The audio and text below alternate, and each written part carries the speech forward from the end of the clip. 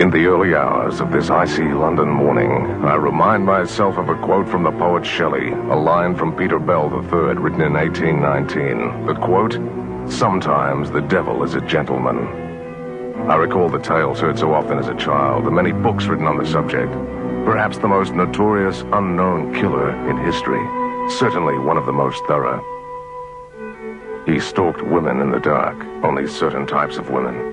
His calling card came in the shape of a mutilated corpse, his signature unmistakably cold. Surgical steel. I am once again reminded that a cunning psychopath armed with surgical knowledge and a razor-sharp scalpel can tear a human life apart in a very short time indeed. I seek the truth about just such a man. It began August 31, 1888. By the second week of November of that year, the hideous legend had become a global topic. Many questions were raised, the most enduring of which has haunted me all my life. Just who was Jack the Ripper? Was he a lone killer bent on revenge? Why did he strike only prostitutes? And why did the killings end with the fifth victim? On this walk through an isolated forest, I carry with me a book which has brought me halfway across the world. There have been many manuscripts theorizing on the Ripper case, but in the few days spent poring over this particular book, I became convinced that the author had at last presented the dark truth. As for the book I carry with me, it is called Jack the Ripper, The Final Solution. The author is to this point known only to me by a few frantic telephone calls made at the most preposterous times in the early morning. His name is Stephen Knight. He lives not far from where the murders took place. His trek toward the truth began in September 1973, when, as a journalist for the East London Advertiser, he interviewed a man who would light the spark. The Advertiser was the lone surviving newspaper covering the area of Whitechapel, Jack's favorite prowling ground. The subject of Stephen Knight's interview in 1973 was a man named Joseph Sickett, son of the renowned Victorian painter Walter Sickett. An interview with the son of an artist is not what one would usually call earth-shattering material. But when the specter of Jack the Ripper becomes synonymous with the man's story, suddenly a whole new light blazes from the void of unanswered questions. My name is Ray McGregor, a seeker in the unknown, if you like. My travels have taken me to the quiet stillness offered in this place to meet Stephen Knight and to unravel one of history's greatest and most macabre mysteries. This is a story which began in the English autumn of 1973 with that interview. Stephen Knight, the cover of the book is a little battered, but every well-read novel is thus presented. I have pored over many a horror tale in my life and gory mysteries, but the story of Jack the Ripper from those freezing days of the late 1880s has had many theories attached to it, from criminologists, ordinary citizens, and of course many other writers. But you presented a tale that I regard as the finest I have ever written. You embarked on a course that would take you through 18 months of mystery, intrigue, controversy, and a story that, once read, makes Watergate look like a Sunday school picnic, really, doesn't it? Yes, it does, very much so. I was researching for a year before I started to write, and then writing for 6 months while researching the latter part of the book. Let's go back to the East End of London in the late 1880s. These were certainly not good times for anybody. It was a very bleak, horrifying place, especially for prostitutes who were selling their souls for, what, a penny or something. How much were they likely to make if they were lucky? Penny or twopence a client, I suppose, in those days. The price of a bed was 4p, and for slightly less, you could get a rope in a very, very seedy doss house, running alive with cockroaches. Simply a rope strung along from a wall to another wall, and a dozen or so people would hang on it, like that, and sleep. My word. For the whole night. And that was luxury compared with what most of these poor women had. They were sleeping out of doors on most nights, and under railway arches, and anywhere they could find some sort of shelter. Of course, let's now knock down one myth about our Jack. These women, A, were certainly not young, and B, they were not in any shape or form pretty, the unfortunate victims. No, obviously, as you say, the average Hollywood representation is of a sort of music hall girl. These women were very much more degraded than that. They were in their 40s, most of them, which meant in those days, with the sort of life they led, that they would have looked in their 60s at least.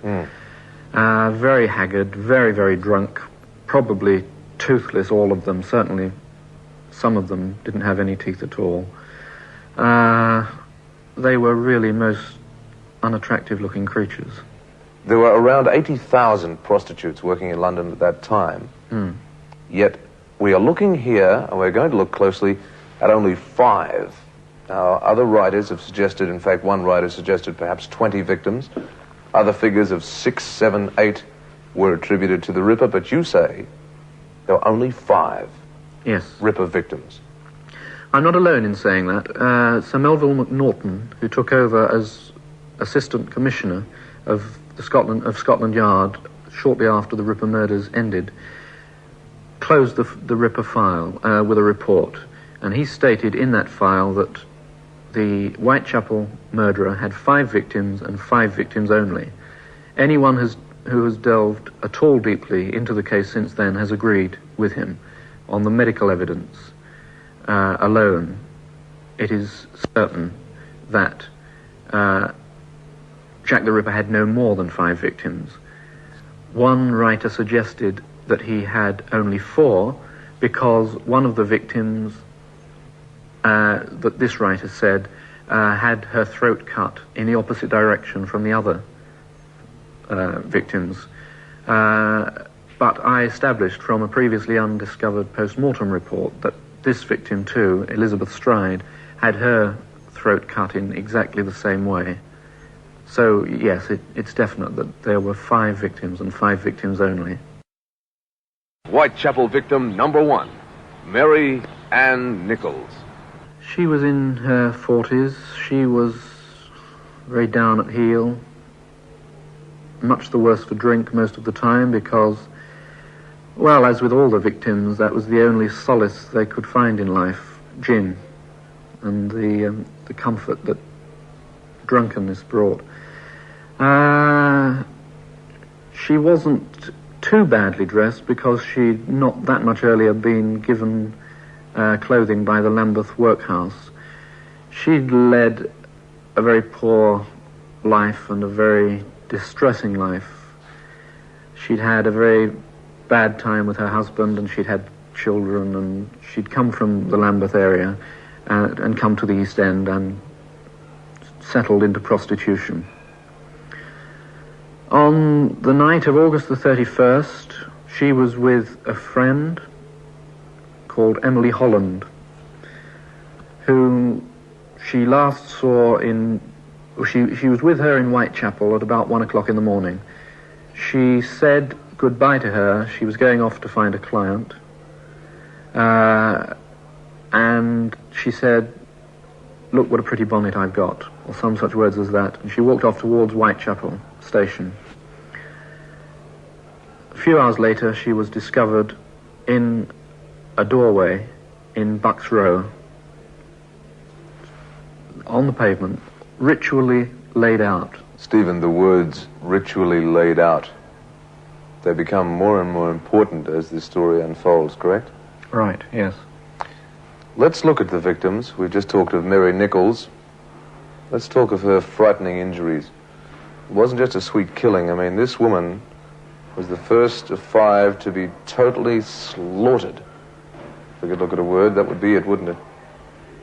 Yes, I mean, that's totally slaughtered in the sense that we're talking, in the context of the Ripper killing, suggests she was totally cut to pieces, which wasn't true. She was laid out, and her intestines were sort of cut out, and there was a general mutilation in the genital area. Her throat was cut from left to right. More detail than that we don't know, because the newspapers didn't go into any more detail, and the police and medical reports haven't survived. But it certainly was a very horrifying murder, but not nearly as horrifying as those which were to follow.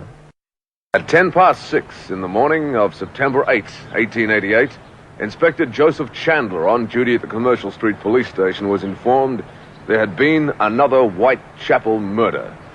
This time, once again, a prostitute in her mid-40s, Anne Siffy, otherwise known as Annie Chapman.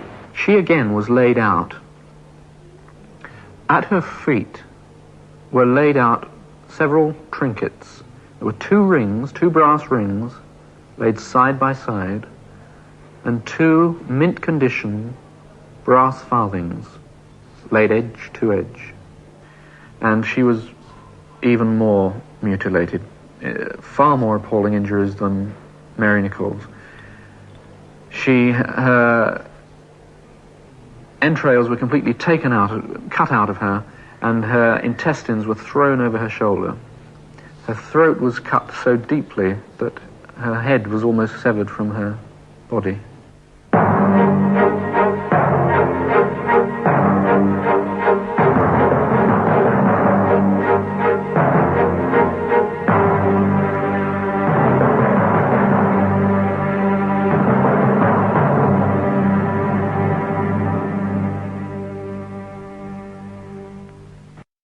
Two victims in the one evening.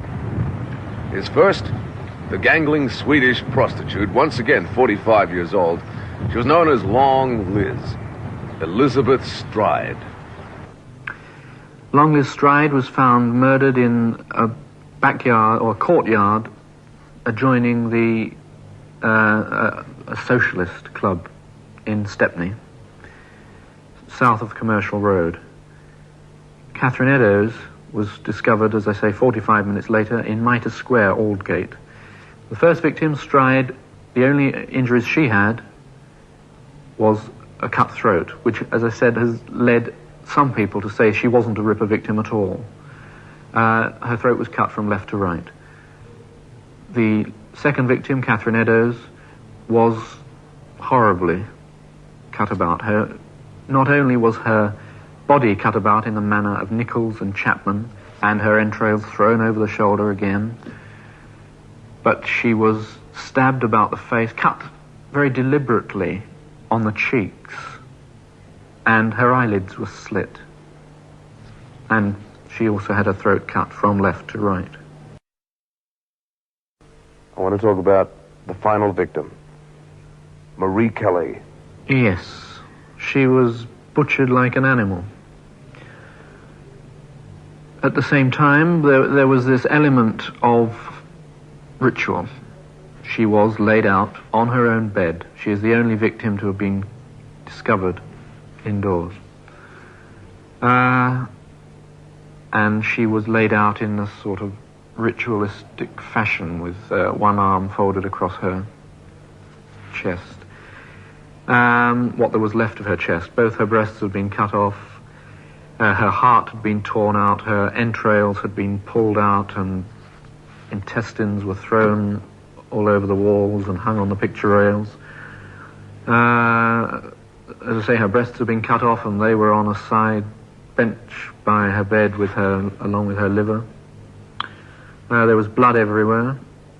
This lady, a lot of things hinge on Marie Kelly, don't they? Everything really hinges on Marie Kelly or her conduct. An old nun who was interviewed in 1973, she then lived at Providence Row Women's Refuge, which was only 2 or 3 minutes from where Mary Kelly had lived and died, remembered an elderly nun in 1915 saying, and this elderly nun had been around at the time the killings had taken place, saying to her, if it had not been for Mary Kelly, or Marie Kelly, none of the women would have been murdered.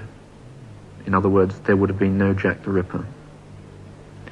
And as I say, so Mary Kelly's story and what led up to the events of autumn 1888, are crucial to the whole affair. Jack the Ripper is a misnomer.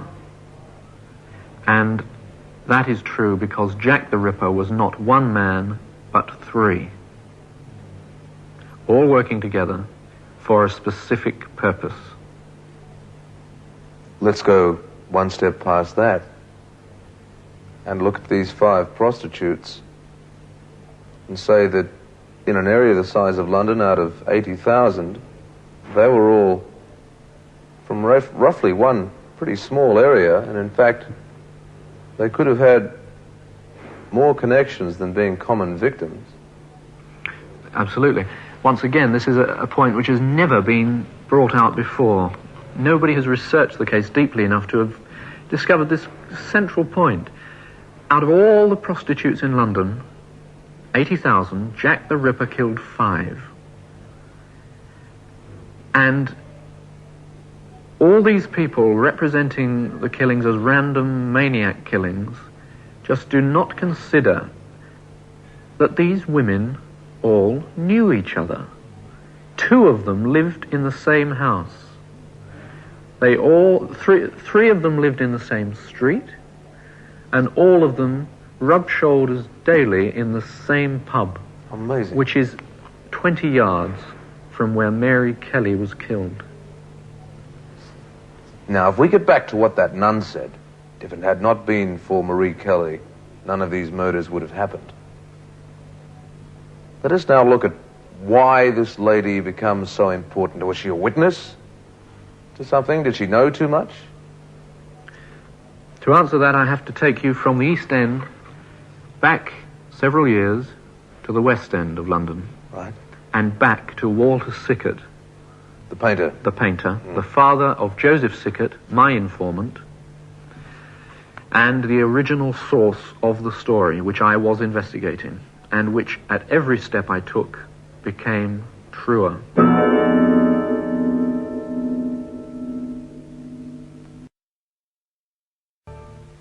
We now find ourselves in 1884 in Cleveland Street in West London. Sickert's studio was in Cleveland Street, and just opposite the studio was a sweet shop, confectionery shop, in which there worked a girl called Annie Elizabeth Crook. She was a poor country girl and a Catholic. Sickert's antecedents were quite impressive. His father and his grandfather had been painters to the Royal Court of Denmark, and he knew both Princess Alexandra, who was Danish, and her husband, Edward the Prince of Wales, later King Edward VII, well. He was approached by Alexandra in the early 80s to take her son, Prince Eddie, under his wing, because Eddie was becoming stifled at court. He was mixing only in the very narrow circles of the court. He was having no outside experience at all, and she was very worried about his personal development. And she wanted him to see the world of art, to just see a wider life, and more of his future subjects, because had Eddie lived, he would have become king in 1910. And Sickert readily agreed. He was always ready to ingratiate himself with the powerful. For obvious reasons, he didn't have all that much money, and he wanted to get on himself. So Prince Eddie, who was Queen Victoria's grandson, of course, began to pay secret visits to Sickert in the guise of his younger brother, Albert Sickert. And so here we have them in those early years of that decade, getting on together very well. Sickert goes out with Prince Eddie to the pub, and Eddie sees all sorts of things that he would otherwise not have done. All right, Stephen. Prince Albert Victor Christian Edward, future King of England, and the great artist Walter Sickert, the prince now with his newfound alias, able to enjoy the part-time life of a commoner. So what were they getting up to? Was it out dropping a few pints of ale, or were they a wenching, or what were the typical activities that Sickert and Eddie were getting into? Well, both of those things. And Eddie took a few brief painting lessons from Sickert and met all Sickert's friends, who were a motley bunch, and was generally enjoying himself. Sickert knew a girl who worked in the shop opposite, Annie Elizabeth Crook, as I said.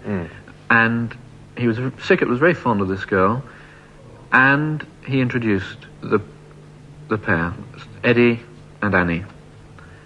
Eddie was struck by a certain similarity, this girl, to his mother, and he got on very well with her, and eventually he fell in love with her and she with him.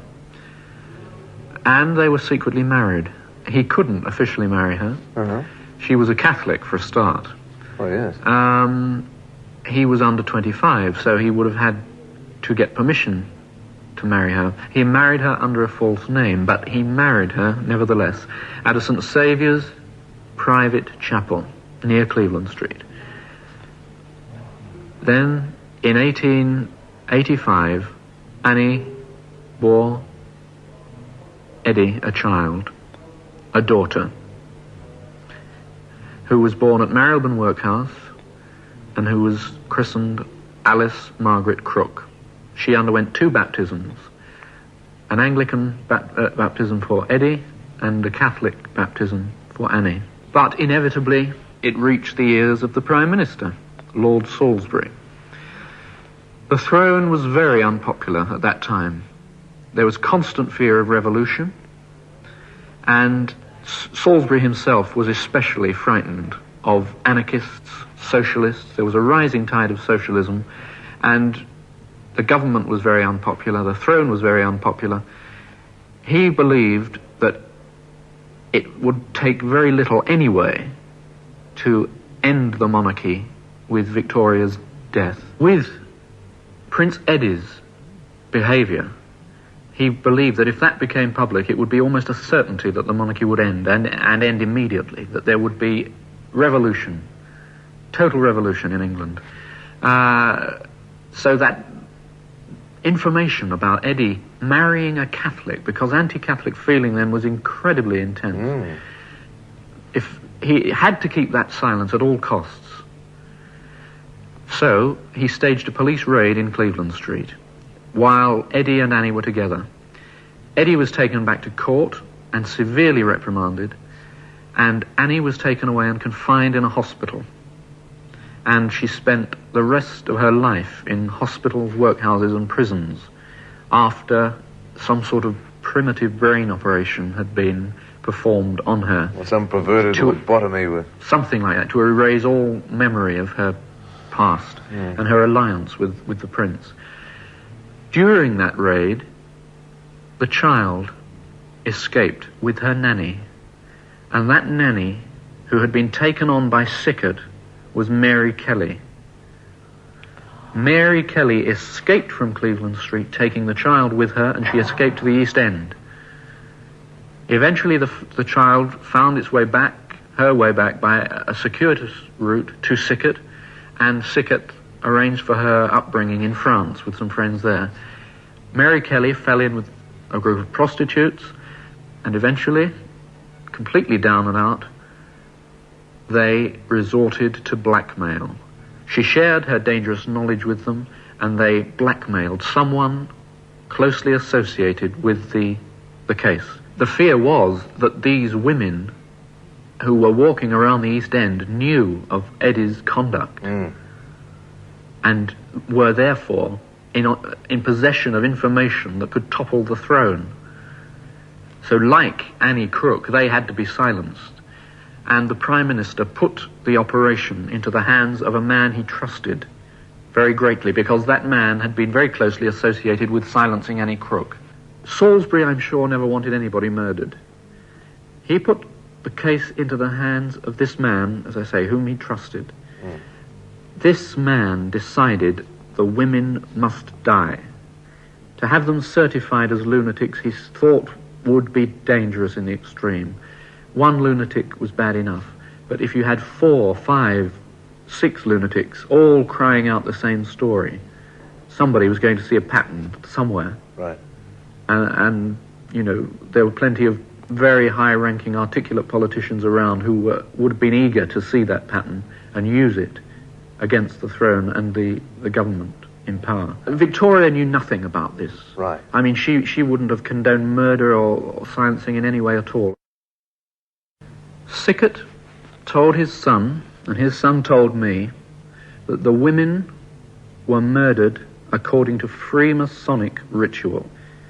That much of their ritual is based on murder. They are a secret society. On the whole, they are a society which does good, much good to charity, but they are a secret society of men who meet and perform rituals. Some of their basic rituals are the mime of mythical murders, some taken from the Bible, some taken from Egyptian myth.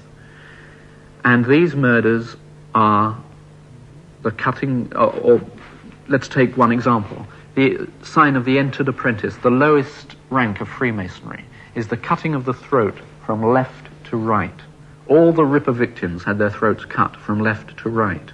At another degree, the mime for initiation is for the victims' heart and vitals to be taken out and thrown over the left shoulder. Stephen, why this particular mime? I mean, where does this begin, this whole story of...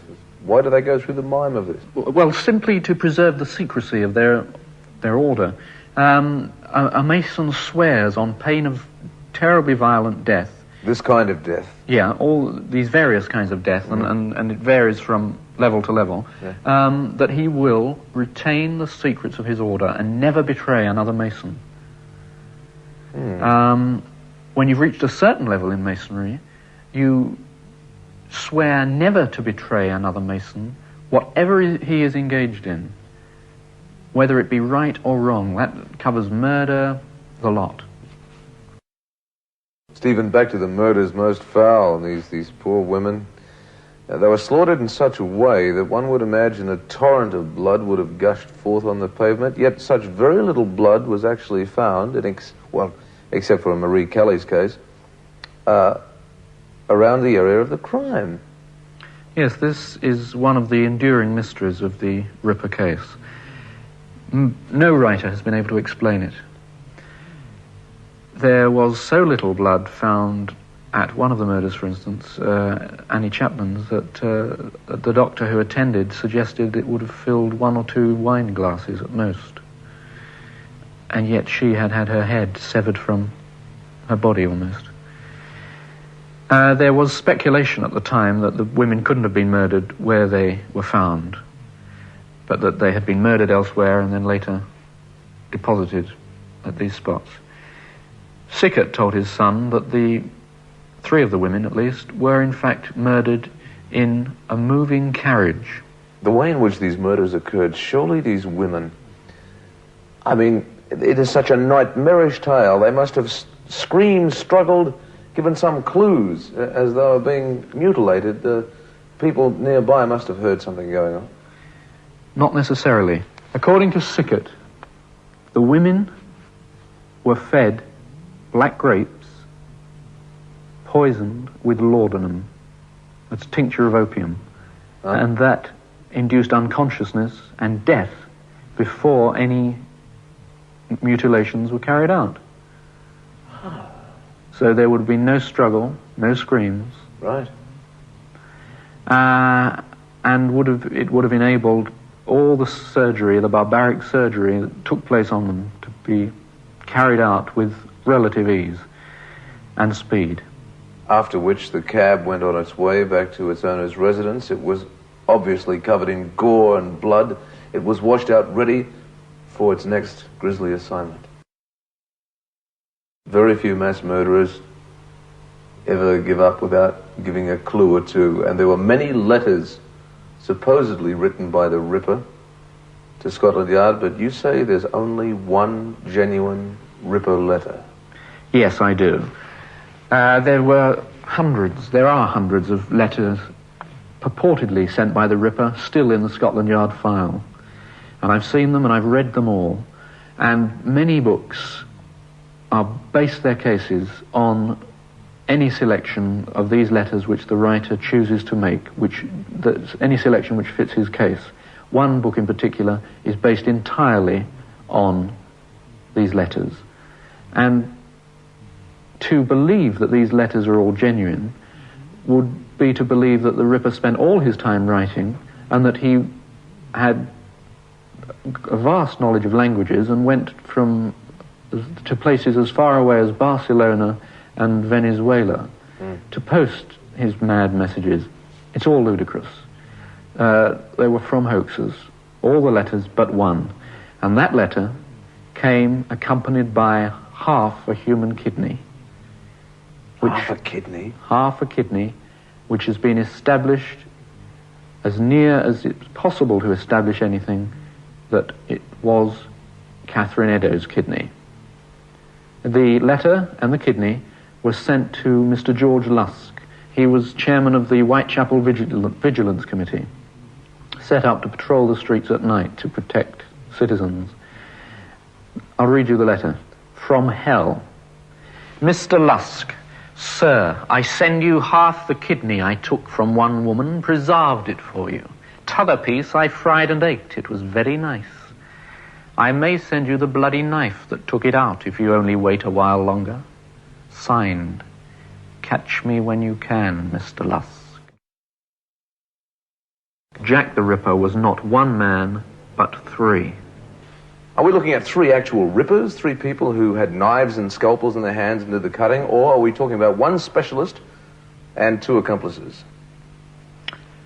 We're talking about two killers and one accomplice. Interesting. To what extent the one accomplice participated, I've not been able to discover. It's not possible ever to discover that. So let us talk about the one accomplice. I want to know who this is. I want to know about this man. Well, there were three men. There were no women involved. Is it? Oh, no, there were three men. Before I name any names, why don't I take you to where the Chief Ripper is today? This is a bleak place, Stephen, here. Yes, like a Bronte novel, isn't it?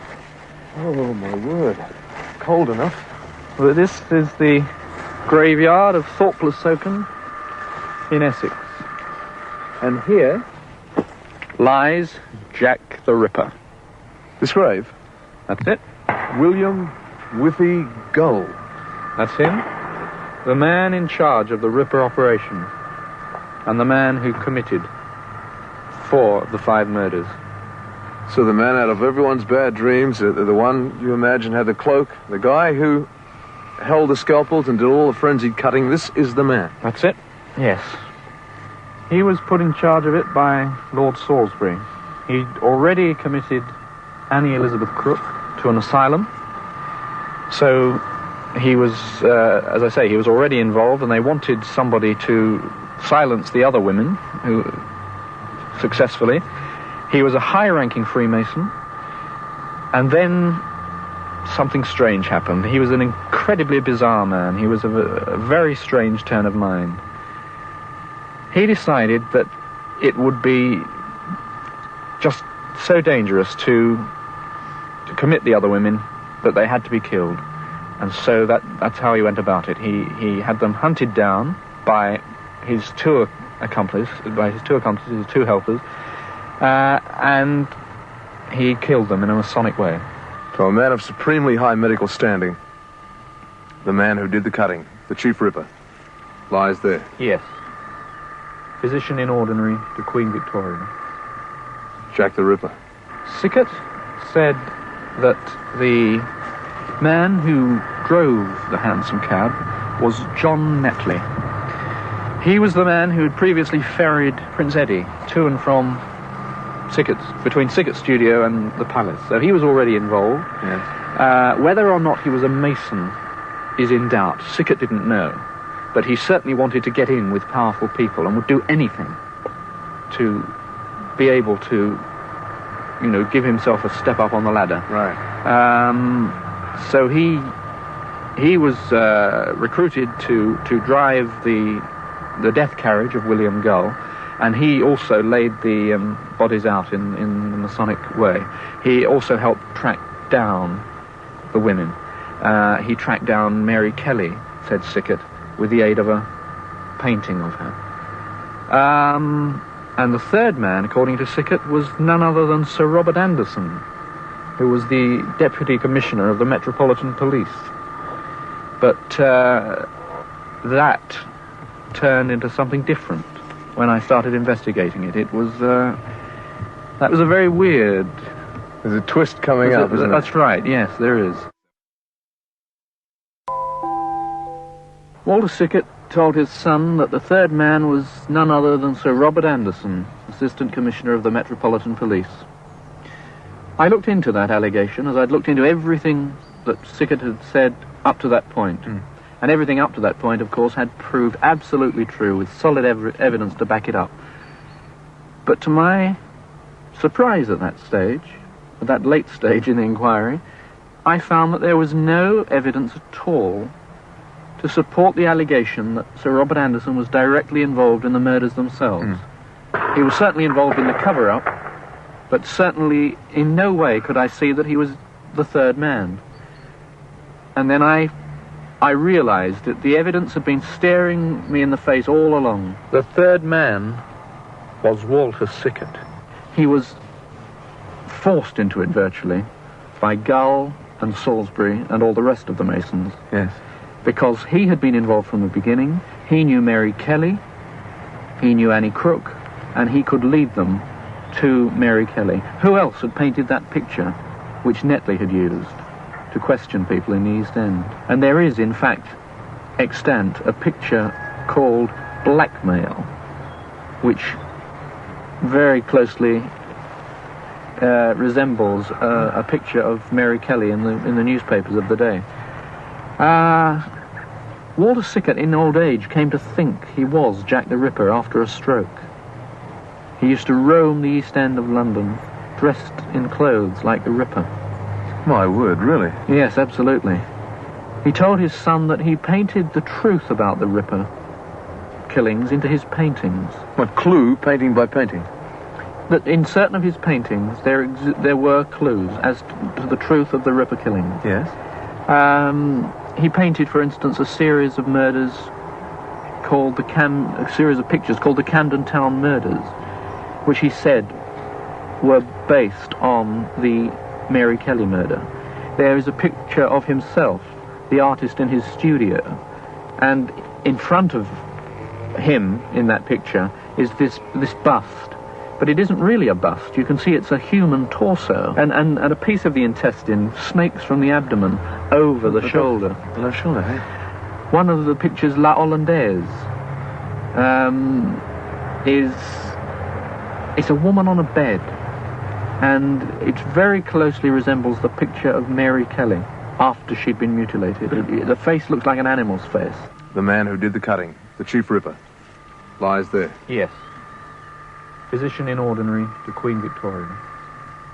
Jack the Ripper. Mr. Lusk, sir, I send you half the kidney I took from one woman, preserved it for you. T'other piece I fried and ate. It was very nice. I may send you the bloody knife that took it out if you only wait a while longer. Signed, Catch me when you can, Mr. Lusk.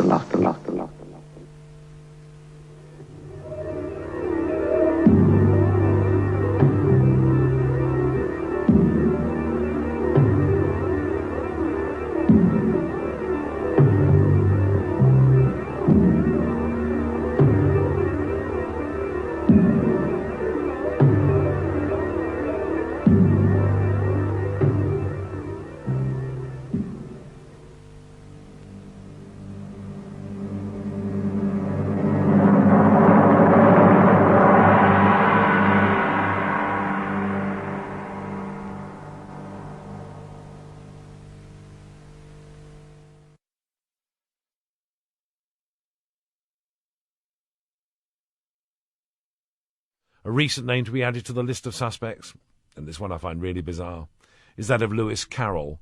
The author of Alice in Wonderland has now been named as Jack the Ripper.